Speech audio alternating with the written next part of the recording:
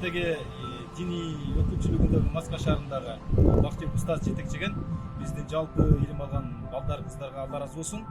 Аз да болсо сиздер ушул карындашыбызга кол сунуп ушул көчкөнгө карабай акча колдонгон кездер бул жакта керектүү буюмдардын баарын караттасын алып келдик.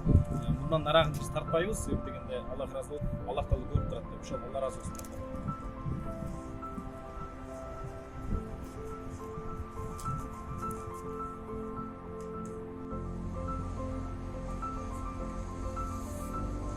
Урматтуу жамаат, биз берип чыктык.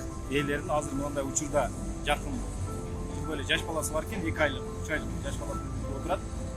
Сизден аманатыңызды колуна тапшырып койдук. Дуасын берди. Ошол Алла ыраазы болсун. Көп рахмат сизге.